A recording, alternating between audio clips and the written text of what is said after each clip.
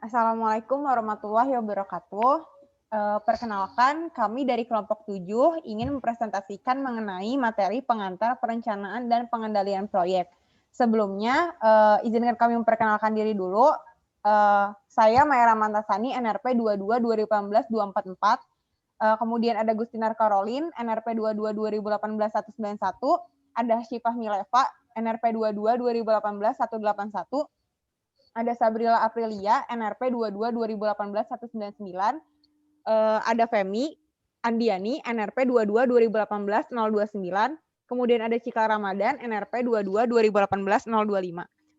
Yang terakhir ada Aditya Fernanda, NRP 22 2016 031. Nah, pada materi pengantar perencanaan dan pengendalian proyek ini terdapat 4 materi, yaitu pertama proyek, kedua konstruksi, ketiga perencanaan atau planning, dan keempat adalah pengendalian atau controlling. Next. Nah, untuk materi pertama ada materi proyek, yaitu proyek sendiri merupakan upaya dalam suatu rangkaian kegiatan dengan memanfaatkan sumber daya yang ada untuk mencapai tujuan tertentu yang harus diselesaikan dalam jangka waktu yang terbatas. Nah, ini tuh maksudnya sekumpulan aktivitas yang saling berhubungan, di mana ada titik awal dan ada titik akhir serta hasil tertentu. Proyek ini biasanya membutuhkan bermacam kalian skill dari berbagai profesi dan organisasi yang dibutuhkan. Nah, proyek konstruksi ini selalu memerlukan sumber daya, yaitu manusia, bahan bangunan, peralatan, metode pelaksanaan, uang, informasi, dan waktu. Kemudian ada ciri-ciri proyek. Next. Nah, ciri-ciri dari proyek ini ada 4. Pertama, bertujuan menghasilkan lingkup atau skup tertentu berupa hasil kerja akhir. Yang kedua, ada dalam proses mewujudkan lingkup di atas ditentukan jumlah biaya, jadwal, serta kriteria mutu. Sama kayak yang dijelasin di awal, karena proses konstruksi itu memerlukan sumber daya, yaitu manusia, bangunan, informasi, waktu, uang, gitu. Dan yang ketiga, bersifat sementara. Nah, ini maksudnya itu dibatasi oleh selesainya tugas. Jadi ada titik awal dan akhir yang ditentukan dengan jelas. Nah, yang keempat ini non-rutin. Jadi dia tuh tidak berulang, macam dan intensitas kerjanya tuh berubah sepanjang proyek berlangsung, jadi nggak sama. Next. Nah, materi selanjutnya yaitu konstruksi. Pengertian dari konstruksi sendiri ini adalah suatu proses di mana rencana dan spesifikasi perancang dikonversikan atau diwujudin menjadi struktur atau fasilitas fisik. Nah, ini tuh maksudnya sebuah susunan atau model dari sebuah sarana dan prasarana itu dibuat sebelum melakukan pembangunan. Jadi dalam konteks yang berbeda, konstruksi ini bisa diartiin sebagai kegiatan atau aktivitas pembangunan dengan menggunakan jasa atau kontraktor atau perusahaan konstruksi lainnya gitu. Jadi bisa disimpulkan nih, konstruksi itu adalah keseluruhan yang mencangkupi kegiatan bangun-membangun serta objek bangunan yang di dalamnya itu memiliki beberapa bagian struktur. Kemudian ada jenis-jenis konstruksi. Nah, jenis konstruksi ini pertama ada konstruksi pemukiman. Ini adalah suatu proyek pembangunan perumahan atau pemukiman atau rumah susun, rumah taman, kondominium, kayak pengembangan bangunan perdagangan serbaguna gitu yang didasarin pada tahapan pembangunan yang serempak dengan penyediaan prasarana penunjang. Nah, biasanya diperlukan perencanaan yang baik dan matang untuk infrastruktur yang ada di dalam lingkungan pemukiman tersebut gitu, seperti jalan, terus air bersih, terus listrik, dan lain-lain. Kemudian ada konstruksi gedung. Nah, konstruksi gedung sendiri ini adalah biasanya direncanainnya tuh sebagai bangunan dengan beberapa fungsi gitu, yang bisa digunain oleh masyarakat umum. Nah, ini tuh kayak pusat perbelanjaan, gedung kantor, gedung kuliah, rumah sakit. Nah, tuh. Terus yang ketiga itu ada konstruksi rekayasa berat. Nah, itu biasanya tuh ini tuh kayak heavy engineering construction. Jadi umumnya tuh masuk ke proyek yang bersifat infrastruktur seperti proyek bendungan, proyek jalan raya, jembatan, terowongan, jalan kereta api, pelabuhan, dan lain sebagainya. Kemudian yang terakhir tuh ada konstruksi industri. Nah, ini tuh lebih ke konstruksi pembangunan proyek-proyek pabrik kayak pertambangan, mineral, minyak, dan gas. Next, selanjutnya materi selanjutnya akan dijelaskan oleh teman saya. Masuk ke materi ketiga, yaitu perencanaan atau planning. Jadi sebelum kita melakukan sesuatu, kita butuh yang namanya rencana, suatu rangkaian kegiatan apa saja yang akan dilakukan. Dalam perencanaan proyek konstruksi, kita tidak bisa langsung memulai proyek, maka dari itu kita butuh perencanaan. Nah, secara garis besar, hal yang harus direncanakan meliputi apa yang akan dibuat proyek, pembangunan yang bagaimana gedung atau jalan, atau dan lain-lain sebagainya. Terus siapa siapa yang merancangnya, terus kontraktornya siapa, yang bertanggung jawab dalam proyek tersebut siapa. Lalu merencanakan kapan sih proyek itu mulai dikerjakan, butuh waktu berapa lama proyek itu dibangun. Membahas soal perencanaan, ada juga komponen utama yang dibutuhkan dalam tahap perencanaan. Komponennya itu yaitu pertama, tujuan. Contoh ada proyek gedung nih yang akan dibangun. Nah, si proyek gedungnya itu tujuannya buat apa? Untuk kantor atau rumah sakit. Terus yang kedua ada program. Program itu suatu kegiatan yang dibuat untuk mencapai tujuan, meminimalisirkan kesalahan yang terjadi. Yang ketiga ada schedule. Schedule yaitu jadwal pembangunan proyek yang dimulai kapan proyek itu akan dibangun dan harus selesai kapan, membutuhkan waktu yang berapa lama. Semuanya harus dijadwalkan. Lalu yang keempat ada budget. Budget misalnya budget untuk proyek rumah sakit 5 lantai misalnya. Kebutuhannya itu apa aja sih? Terus dimulai dari biaya alat konstruksinya berapa, sampai material yang diperlukannya itu berapa. Yang kelima ada forecast. Forecast ini seperti memprediksi atau meramalkan hal apa yang akan terjadi. Misalnya terkait penawaran harga material, terus berapa banyak sih nanti kebutuhan pekerja yang dibutuhkan, lalu kondisi lokasi yang untuk dibangun itu bagaimana, dan pengambilan langkahnya seperti apa, atau budget untuk hal di luar proyek itu akan direncanakan. Lalu yang keenam ada organisasi, yaitu sekelompok orang yang bekerja sama. Contohnya ada owner, ada kontraktor, konsultan, subkontraktor, dan staf-staf lainnya yang berhubungan membentuk organisasi. Yang ketujuh ada kebijakan. Kebijakan direncanakan untuk mengurangi hal-hal yang tidak diinginkan terjadi, semacam aturan-aturan yang ditetapkan untuk melaksanakan proyek. Yang kedelapan ada prosedur. Prosedur itu suatu susunan kegiatan yang dimulai dari persiapan, terus pembangunan, dan pemeliharaannya itu bagaimana. Harus direncanakan agar pembangunan terlaksana sesuai jadwal. Yang 9 ada standar. Standar itu suatu pedoman yang akan dipakai dalam suatu pembangunan tersebut, contohnya pedoman SNI dan lain-lain yang disesuaikan dengan kebutuhan proyek. Next.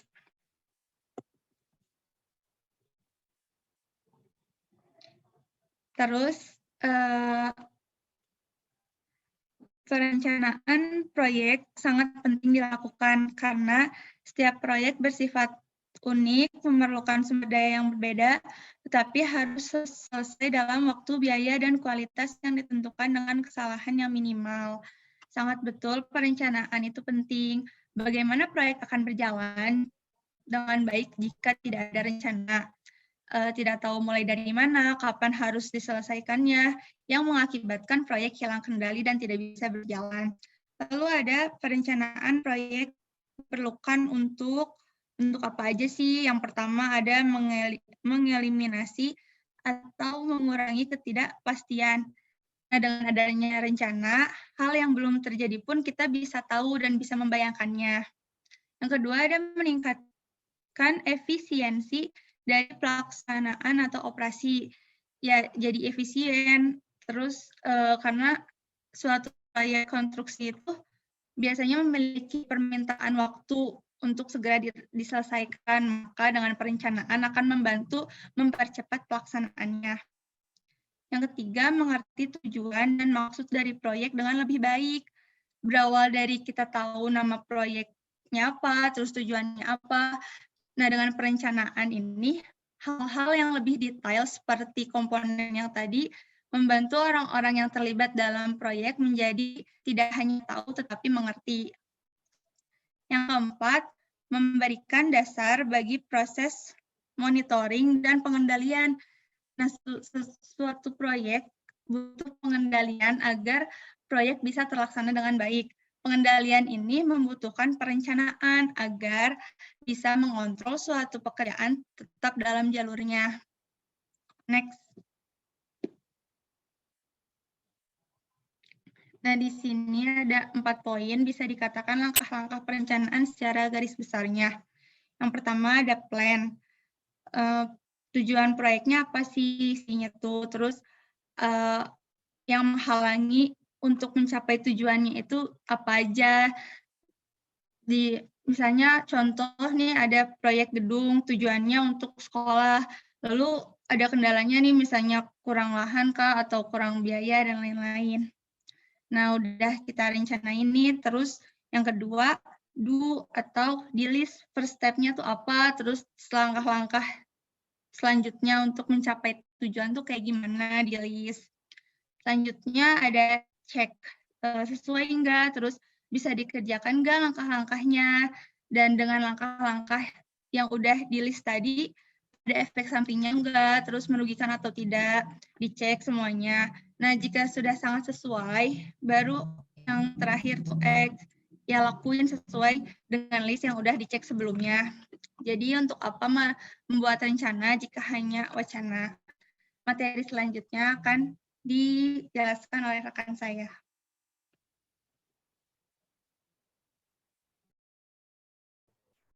Selanjutnya, materi tentang perencanaan proyek sangat penting.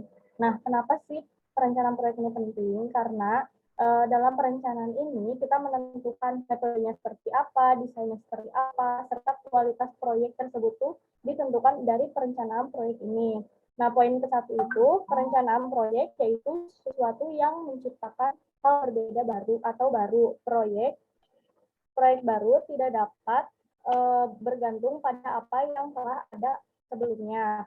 Nah, maksudnya di sini, jadi sebuah disiplin keilmuan dalam hal perencanaan, pengorganisasian, pengelolaan, menjalankan serta pengendalian untuk dapat mencapai tujuan proyek. Nah, manajemen proyek yang berarti mengelola secara konseptual. Makanya di sini perencanaan proyek itu diciptakan hal baru atau berbeda. Manajemen proyek berarti suatu kegiatan yang dilakukan oleh 2 orang atau lebih dengan menggunakan prinsip-prinsip manajemen, dengan memberdayakan sumber daya manajemen dalam rangkaian mencapai tujuan tertentu secara efektif dan efisien, atau proses pengordinasian pekerjaan sehingga semua kerjaan tersebut dapat disempurnakan melalui orang lain secara efektif dan efisien.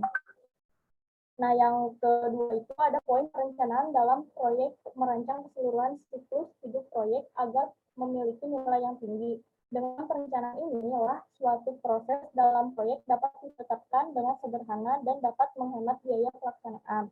Nah, maksudnya di sini efisiensi operasi. Perencanaan yang baik, maka kegiatan yang tidak jelas dan yang membutuhkan sumber daya dapat dieliminasi.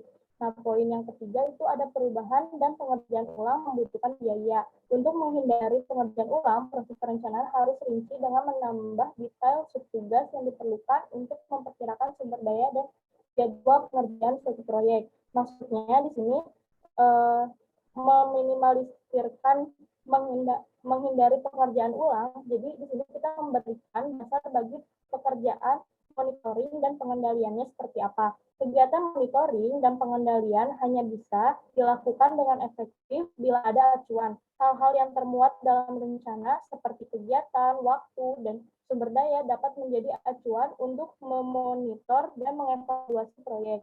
Nah, poin yang keempat itu ada tujuan perencanaan proyek, yaitu untuk mendefinisikan secara lengkap semua pekerjaan yang diperlukan sehingga dapat didefinisikan oleh semua tim dalam proyek.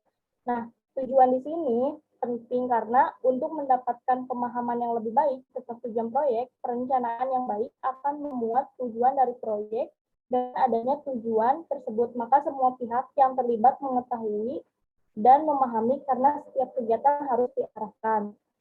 Jika tugas telah dipahami sebelum dilakukan, maka pekerjaan dapat direncanakan sebelumnya.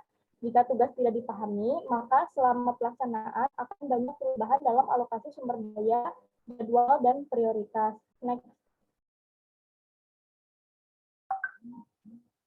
Nah, di sini juga ada konsekuensi dari perencanaan yang buruk. Yang pertama itu ada inisiasi proyek tanpa persyaratan. Nah, apa sih inisiasi proyek itu? Inisiasi proyek itu merupakan tahap awal dari proyek. Nah, tahap awal ini kegiatan proyek sejak sebuah proyek disepakati untuk dikerjakan. Pada tahap ini, permasalahan yang ingin diselesaikan akan diidentifikasikan. Beberapa pilihan solusi untuk menyelesaikan permasalahan juga diidentifikasikan. Sehingga sebuah solusi telah ditetapkan, maka seorang manajer proyek akan ditunjuk sehingga tim proyek dapat dibentuk. Yang kedua itu antusiasme yang liar. Antusiasme yang liar atau berlebihan dan tidak rasional terhadap sesuatu, mereka juga dapat berbuat anarkis dan mengakibatkan permasalahan-permasalahan yang ada dalam perencanaan ini. Yang ketiga itu ada kekecewaan dan kekacauan, dan yang keempat ada pencarian yang bersalah, dan yang kelima ada hukuman bagi yang tidak bersalah, dan yang keenam juga ada promosi dari non-partisipan. Next. Nah, selanjutnya ada perencanaan yang gagal. Perencanaan yang gagal ini tuh terjadi akibat permasalahan yang muncul pada tahapan perencanaan. Nah, yang poinnya itu tujuan dan sasaran proyek tidak bisa disetujui semua pihak. Ini sering terjadi dalam perencanaan. Nah, yang kedua itu ada tujuan proyek terlalu baku sehingga kurang bisa mengakomodasi perubahan-perubahan. Yang ketiga ada tujuan tidak ditetapkan dengan baik, dan yang keempat juga ada tujuan tidak dapat dijabarkan ke dalam bentuk yang dapat dikuantifisir atau tidak terukur.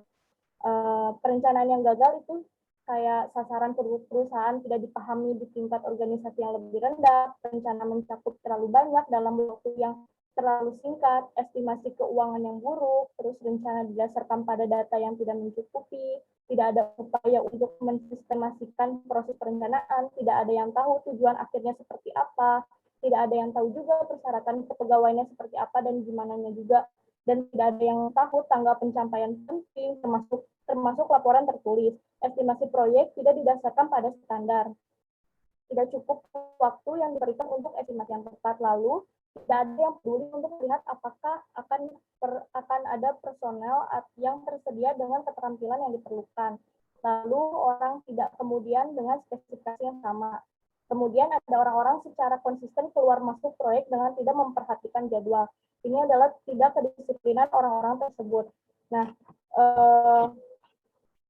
dalam hal ini, dalam mengurangi kegagalan, makanya kita butuh menghilangkan atau mengurangi ketidakpastian dengan perencanaan yang baik. Maka apa yang harus kita kerjakan, kapan kerjakannya, dan sumber dayanya apa yang diperlukan, serta apa yang menjadi target dari kegiatan tersebut menjadi jelas bagi setiap orangnya. Selanjutnya materi akan dijelaskan oleh teman saya. Baik, yang selanjutnya yaitu ada kesalahan dalam perencanaan. Nah, kesalahan yang pertama yaitu perencanaan sepihak, di mana dalam pelaksanaannya itu tidak melibatkan orang-orang yang seharusnya bekerja dalam proses perencanaan.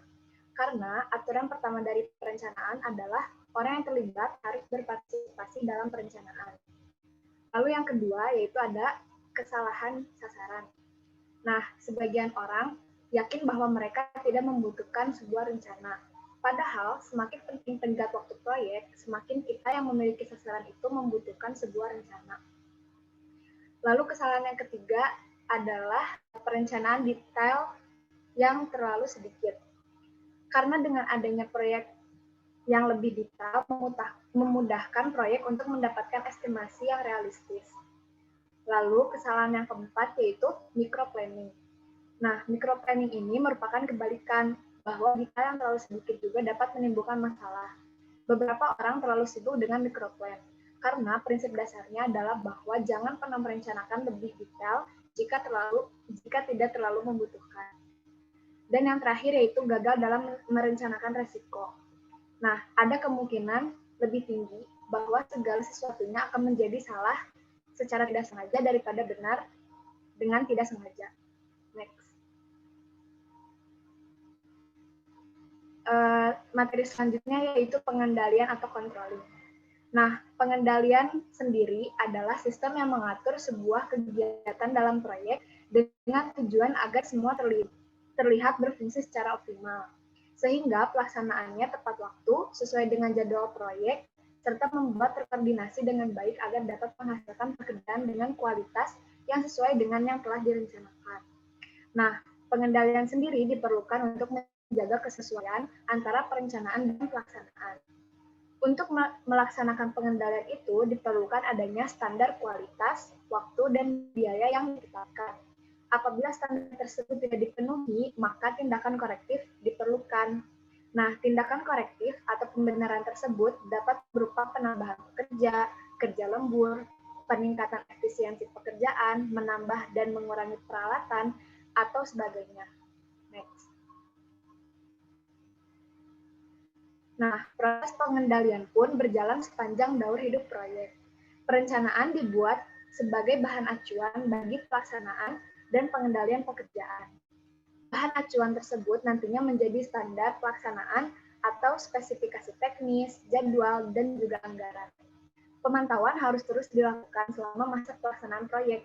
Evaluasi dilakukan dengan cara membandingkan kemajuan yang dicapai berdasarkan hasil pemantauan dengan standar yang ada. Nah, hasil evaluasi tersebut digunakan untuk pengambilan keputusan atau tindakan korektif. Selanjutnya akan dijelaskan oleh teman saya.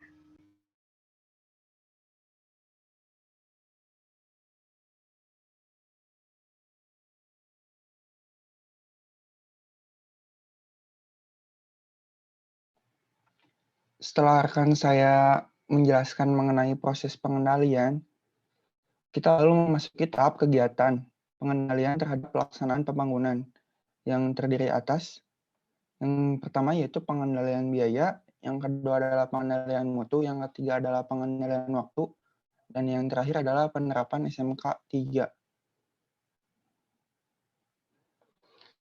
Dalam proyek, kita melalui beberapa tahap yang harus dilalui dan tidak dapat dihindarkan. Tahap pertama yaitu perencanaan, lalu ke tahap kedua yaitu pelaksanaan.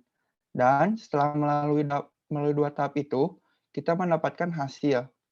Selanjutnya, kita memantau hasil yang telah kita kerjakan dan mengevaluasi apakah proyek ini sesuai standarnya atau tidak. Jika memenuhi standar, kita dapat melakukan ke proses selanjutnya. Namun, jika tidak, kita harus melakukan tindakan korektif, yaitu melakukan tindakan pengecekan saat perencanaan dan pelaksanaan. Next. Dalam faktor pengendalian, dibutuhkan beberapa tahap agar proses ini berjalan dengan lancar. Yang pertama yaitu ketepatan waktu, dan yang kedua yaitu akses antar tingkat, ketiga perbandingan data terhadap informasi, yang keempat data dan informasi yang dapat dipercaya, yang kelima objektivitas data. Selanjutnya akan dijelaskan oleh rekan saya. Nah, selanjutnya di samping ada pendukung, juga pastinya ada penghambat dari si proses pengendalian itu sendiri. Nah, mengingat penyebab proyek gagal itu yaitu salah satunya karena kurang efektifnya dari pengendalian atau bahkan nggak ada sama sekali pengendalian. Nah, seperti yang kita tahu, tadi kan sudah dijelasinnya sama Cikal kalau si pengendalian itu didefinisikan sebagai usaha yang sistematis untuk menentukan standar yang sesuai dengan sasaran dan tujuan perencanaan, merancang sistem informasi, membandingkan pelaksanaan dengan standar, menganalisis kemungkinan penyimpangan, kemudian melakukan tindakan koreksi yang diperlukan agar sumber daya dapat digunakan secara efektif dan efisien. Nah, terus tadi juga udah dijelasin sama rekan saya Cikal bahwa pengendalian itu amat sangat diperlukan untuk menjaga kesesuaian antara perencanaan dan pelaksanaan. Nah, terus walaupun secara teoritis pengendalian itu sangat penting, namun ketika pelaksanaan itu pengendalian kadang itu tidak berjalan sesuai dengan yang diharapkan. Nah, atau bahkan nggak ada sama sekali gitu. Nah, di belakang itu ada beberapa faktor yang menyebabkan pengendalian menjadi tidak efektif, yaitu yang pertama terkait dengan proyek. Nah, sebelum kita membahas terkait proyek itu, kita juga harus tahu nih, tadi kan udah dijelasin juga definisi proyek itu. Nah, definisi proyek itu tadi kalau yang kita bisa ulas lagi, itu keadaan proyek itu sendiri atau gambaran proyek yang dibuat oleh si perencana. Nah, pada proyek dengan ukuran dan kompleksitas yang amat besar, si pengendalian ini tuh melibatkan banyak organisasi. Nah, kalau misalkan udah banyak organisasi, otomatis akan ada muncul masalah kesulitan koordinasi dan komunikasi. Nah, terus kesulitan yang sama bisa timbul juga karena kerumitan definisian struktur organisasi proyek yang dibuat oleh si perencana. Jadi itu si struktur organisasinya itu terlalu ribet atau gimana gitu. Nah, terus selanjutnya ada faktor dari tenaga kerja itu sendiri. Yang dimaksud faktor tenaga kerja itu pengawas atau inspektur yang kurang ahli di bidangnya atau kurang berpengalaman pun dapat menyebabkan pengendalian proyek itu menjadi tidak efektif atau menjadi terhambat. Gitu. Terus selanjutnya ada faktor sistem pengendalian. Nah, faktor sistem pengendalian ini tuh berupa penerapan sistem informasi dan pengawasan yang terlalu formal sampai dia itu mengabaikan hubungan kemanusiaan yang akan timbul nantinya itu kekakuan atau keterpaksaan. Jadi kalau kita ingin memperoleh informasi, otomatis kita nggak boleh terlalu formal atau terlalu resmi gitu. Kita bisa sambilin dengan kayak makan bersama, terus saling mengunjungi satu sama lain, terus ngopi bareng lewat telepon, komunikasi lewat telepon dan lain sebagainya. Nah, terus jadi itu proyek itu akan terlaksana dengan baik karena adanya organisasi proyek yang baik dan koordinasi yang baik juga antara satu pihak dengan pihak yang lainnya. Nah, dalam pelaksanaan proyek konstruksi itu terdapat 3 aspek penting yang menjadi indikator sesuai yang sudah dijelaskan tadi dengan rekan saya, yaitu ada biaya yang oke, terus time schedule yang pas atau tepat, terus juga mutu yang bagus. Nah, jika biaya dan waktu pelaksanaan proyek sesuai dengan perencanaan serta kualitas telah dipenuhi, maka proyek tersebut akan dikatakan berhasil atau sukses. Nah, untuk mencapai keberhasilan proyek tersebut diperlukan pengendalian yang efektif. Maka salah 3 alat yang dapat menunjangnya adalah next. Nah, alat yang dapat dipergunakan dalam manajemen untuk melakukan perencanaan dan pengendalian proyek itu yang pertama ada Work Breakdown Structure atau WBS. Terus yang kedua ada diagram batang atau kurva S. Terus selanjutnya ada jaringan kerja atau network planning. Nah, yang pertama, apa sih Work Breakdown Structure itu atau WBS itu? Nah, WBS itu adalah dasar dalam sebuah perencanaan, pelaksanaan, dan pengelolaan sebuah proyek. Dalam pembuatannya, biasanya WBS itu dari satu tugas yang dikasih ke si kontraktor atau si pemilik proyek, itu tuh dibagi menjadi beberapa tugas. Nah, secara garis besar, jadi si WBS itu pembagian tugas aja gitu kan. Nah, dalam prakteknya tentu ini akan membuat pekerjaan kita tuh dapat berjalan dengan efisien. Nah, terus seperti yang disebutkan di awal tadi, WBS itu sangat penting untuk dibuat karena dapat menciptakan kolaborasi yang harmonis antar tim. Kan kita tuh di sini kerjanya work team ya, jadi kita harus menciptakan hubungan yang baik juga. Nah, maka dari itu nanti kita dapat menentukan prioritas tugas yang harus dikerjakan. Nah, apa aja sih komponen-komponen dalam WBS? Nah, yang pertama itu dalam WBS itu kita harus mendeskripsikan tugas. Jadi dari tugas yang besar itu kita harus mengkotak-kotakan tugas lagi dan kita deskripsiin. Jadi biar jelas gitu loh kalau si dia itu dapat tugas apa, dia dapat tugas apa gitu. Nah, yang kedua status tugas. Nah, dalam sebuah proyek biasanya itu kan banyak banget tugas yang emang harus dikerjakan dan itu work team gitu kan. Jadi kita harus berkolaborasi. Nah, agar memudahkan kita dalam tracking tugas atau melacak tugasnya, itu kita penting banget membuat status pada setiap tugas. Jadi itu kita buat misalkan dia statusnya itu ini baru dimulai atau sedang dikerjakan atau sudah selesai. Jadi biar koordinasinya juga lancar gitu kan. Nah, hal itu tuh dapat memudahkan semua tim dalam menyelesaikan tugas. Nah, selanjutnya kita juga harus dalam WBS itu harus memperhatikan biaya, di mana biaya ini itu untuk diri kita gitu. Karena kita kan dalam mengerjakan tugas itu pastinya kita adalah gitu sedikit biaya yang emang biaya pribadi kepake gitu. Karena dalam biaya ini tuh saat proyek sudah selesai, kita tuh dapat melacak atau mengasih berapa sih anggaran biaya yang udah kita keluarkan biar nanti ketika proyek selesai dana yang kita pakai itu bisa digantikan gitu. Nah, yang kedua itu tadi ada diagram batang atau kurva S. Nah, kurva S sendiri itu merupakan kurva yang menghubungkan antara persentase pekerjaan yang dicapai dengan waktu pekerjaan. Kurva S pengendali ini digambarkan atau menggambarkan hubungan atau penjumlahan antara kemajuan pelaksanaan pekerjaan secara kumulatif, yaitu pada sumbu Y, dan waktu pelaksanaan pekerjaannya pada sumbu X. Jadi ya sebenarnya kurva X itu untuk mengevaluasi kemajuan pekerjaan dengan membandingkan antara time schedule yang dibuat kontraktor dan pelaksanaan realisasi di lapangannya. Gitu. Jadi kurva X ini emang biar lebih terkontrol aja gitu tugasnya gitu kan. Nah, yang selanjutnya ada network planning atau jaringan kerja. Network planning atau jaringan kerja adalah suatu teknik yang digunakan oleh seseorang pimpinan untuk merencanakan, menjadwalkan, dan mengawasi aktivitas pekerjaan suatu proyek dengan menggunakan pendekatan atau analisis waktu yang digambarkan dalam bentuk simbol. Kalau tadi kan dalam bentuk kurva, kalau sekarang dalam bentuk simbol dan diagram gitu. Nah,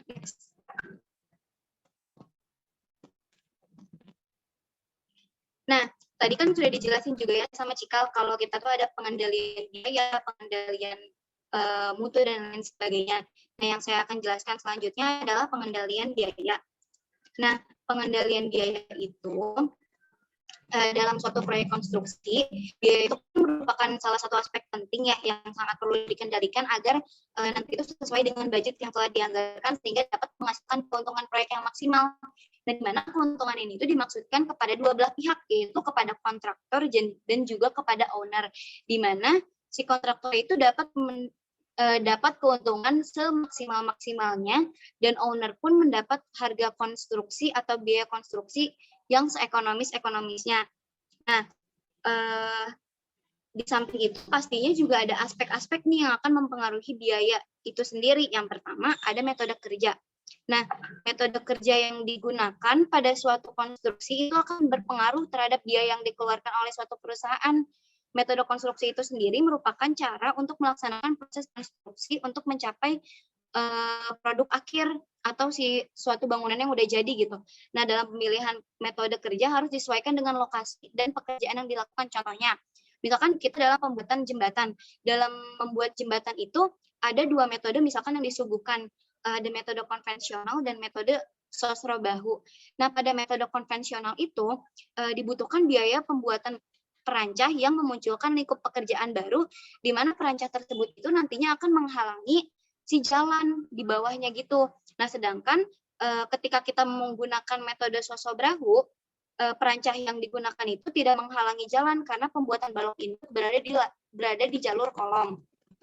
Nah, namun sisi teknologi metode kerja konstruksi itulah yang menentukan biaya yang dikeluarkan dari kedua metode ini. Biaya yang dikeluarkan pada metode sosobrahu tentunya akan lebih besar dibanding dengan biaya pada metode konvensional.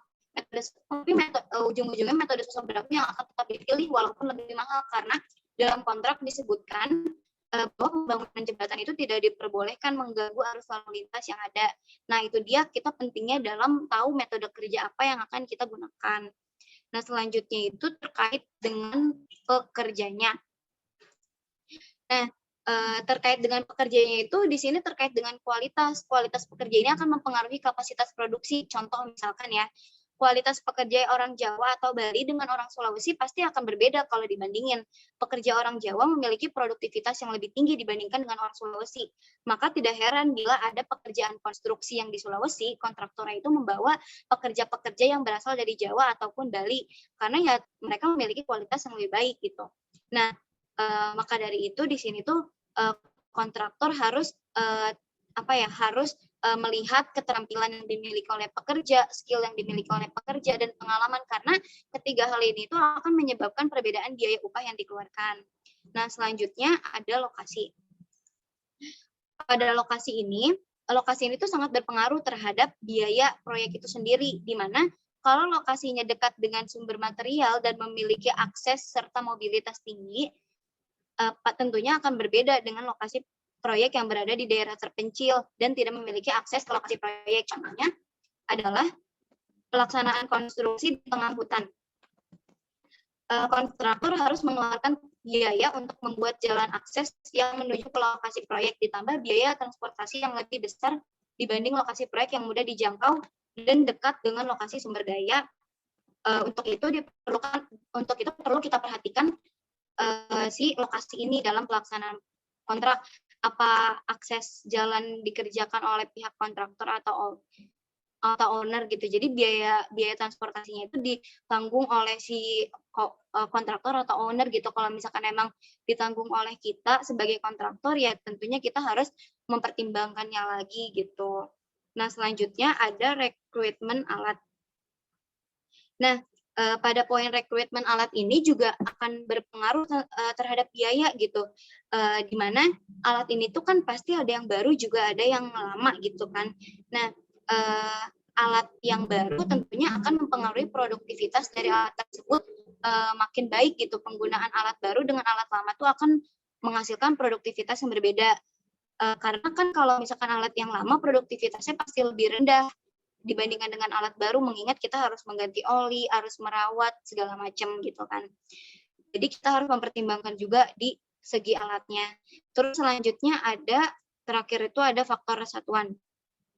Nah, faktor satuan yang dimaksud itu di sini kesalahan dalam memasukkan faktor satuan akan mempengaruhi biaya juga. Faktor satuan harus sama antara pekerja dengan lainnya. Misalkan, bila material itu dihitung per hari, maka upah pekerja juga harus dihitung per hari. Bila pekerja diupah per bulan, ya maka kita harus ubah dulu menjadi per hari gitu kan. Nah, faktor satuan ini akan mempengaruhi koefisien, dan koefisien itu sendiri akan mempengaruhi biaya, nanti biayanya itu akan membludak atau tidak gitu. Nah, selanjutnya akan dijelaskan oleh rekan saya.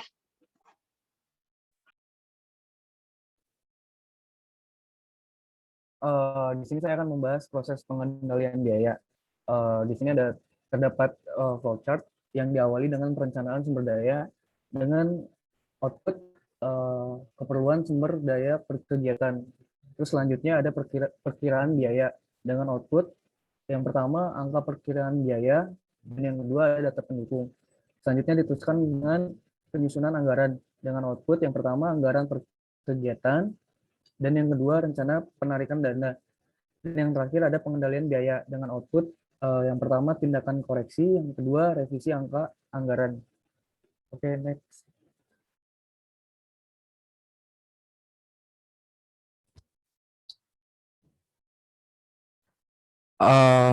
Apa itu pengendalian mutu? Pengendalian mutu merupakan rangkaian kegiatan yang diperlukan agar hasil proyek memenuhi persyaratan, kriteria, dan spesifikasi yang telah ditetapkan. Agar suatu produk atau servis hasil proyek memenuhi syarat penggunaan, diperlukan suatu proses yang panjang dan kompleks, mulai dari mengkaji syarat yang dikehendaki oleh pemilik proyek atau pemesan produk, menyusun program mutu, dan akhirnya merencanakan dan mengendalikan aspek mutu pada tahap implementasi atau produksi. Next, Mai. Di sini ada proses pengendalian mutu dan terdapat flowchart yang diawali dengan program pengelolaan mutu dengan output. Yang pertama ada polisi, yang kedua organisasi, dan yang ketiga rencana kerja. Lalu diteruskan oleh quality assurance dengan output dokumen QA dan QC. Lalu yang terakhir ada quality control dengan output yang pertama hasil testing, yang kedua hasil inspeksi, yang ketiga rework, yang ketiga acceptance. Next, Mike.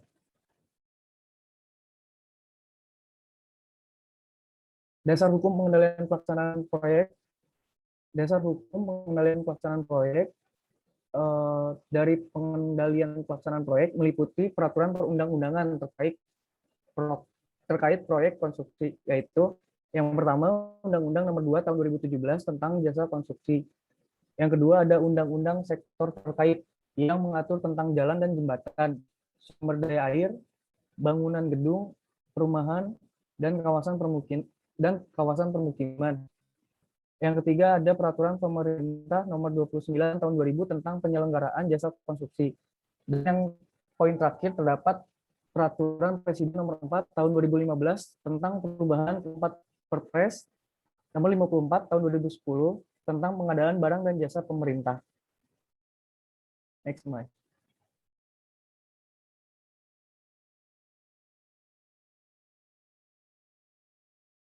Oke, dikarenakan sudah habis, saya kembalikan lagi kepada Maira Mantasani selaku moderator. Sekian presentasi kelompok 7 mengenai pengantar perencanaan dan pengendalian proyek. Kurang lebihnya mohon maaf. Terima kasih. Wassalamualaikum warahmatullahi wabarakatuh.